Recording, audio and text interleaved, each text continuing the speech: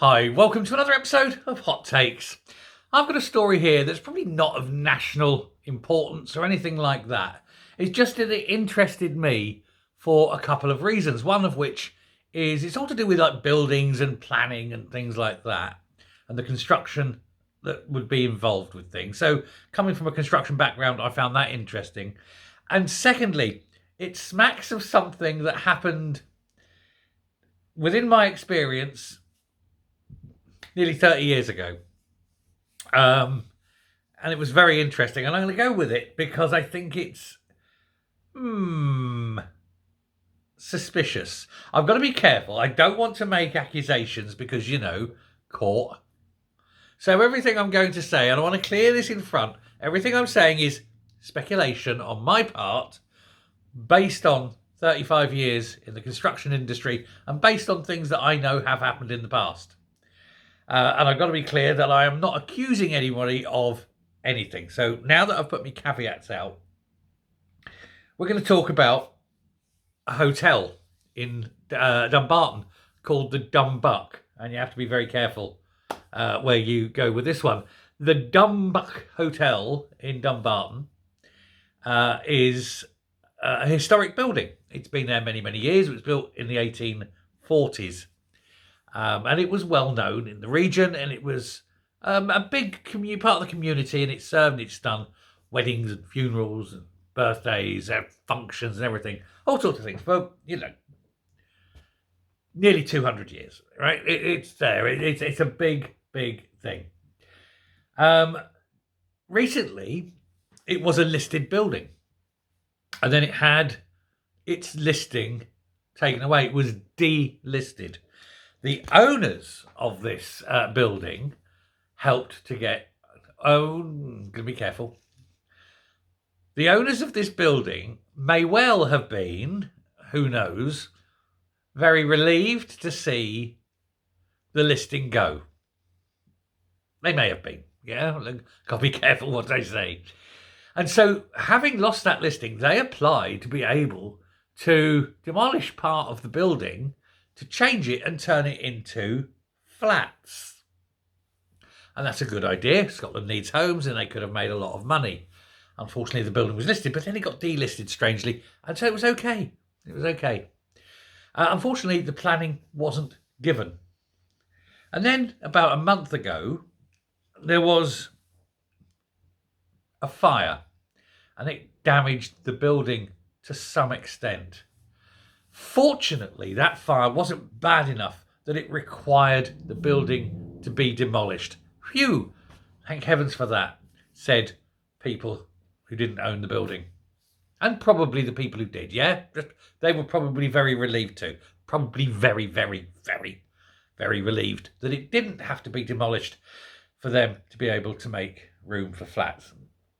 And then a month later, just yesterday, gosh, who knew it? And there's been another fire, but this time a much worse fire. And now the officials and that are saying, well, the damage is sufficient. It may be safer to demolish the Dumbuck Hotel.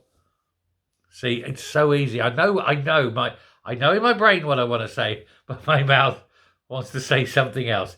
But now they're saying that this Dumbuck Hotel should now be demolished because it's in a very dangerous state and a very dangerous way. And I'm sure that the owners will be very, very, very upset at having to knock down this hotel and clear the land. And I'm sure that once that's done, they'll want to make good and maybe give something back to the community, perhaps in the form of a whole set of flats or something, who knows. Now, I'm not for one moment suggesting that one thing led to another. That would be most improper, wouldn't it? And of course, I've no evidence that would be the case. We're going to go on a little journey through time, and not as lass into the future, but wibbly wobbly, we're going to go into the past. For in the past, about 30 odd years ago, the man I worked for then, his name was Michael Shanley, and I'm fine with this because he's dead and I can't slander him. And the fact that nobody cares anymore because it was 30 years ago. He owned a house called the White House, and no, not that one. It was just a house that happened to be white on a bit of land that he wanted to develop. Unfortunately, the White House was seen as being of architectural importance and had a listing. And he wasn't allowed to build or develop anywhere near it. And he was most saddened by this. And then some local youths had broken in and set a fire, and the house had to be demolished. And Michael Shanley was very, very upset at this. But his tears soon turned to joy when the planning permission came through and he was allowed to build 130 units on this now cleared land. Yes, out of terrible, sad things came something good. Profit. And I remember doing the thing at the time. We were working out the budgets and everything. And we were all thinking how sad it was to lose that house of architectural importance.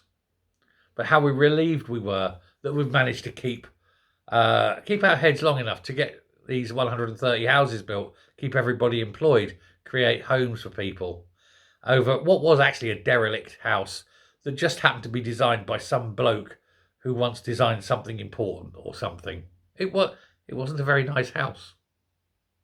Now, I'm not saying that what happened with the White House happened here. I'm just saying it's very suspicious. And I'm just saying that the owners of the Dumbuck House Hotel will now be consoled with the thoughts of vast, vast profits if they're allowed now to put up all those flats and house people. Because after all, Scotland does have a major housing emergency. That's what the government have said. And so there's no reason now for the local authority to deny permission. And yes, I'm sure 100% it is just a very well-timed coincidence. And I'm sure that there was nothing remotely connected between this fire, the previous fire just a month ago, the delisting of the building by the owners, and then their desire to build flats. They're all completely unconnected. And I just want to make that absolutely and totally clear. Okay? Well done. And if you do live in Dumbarton and you missed the Dumbuck House Hotel, well, every time you drive past those flats, just think, I used to drink in there, or I got married in there. Never mind. Let me know what you think. Thanks very much. Take care, and I'll speak soon. Bye.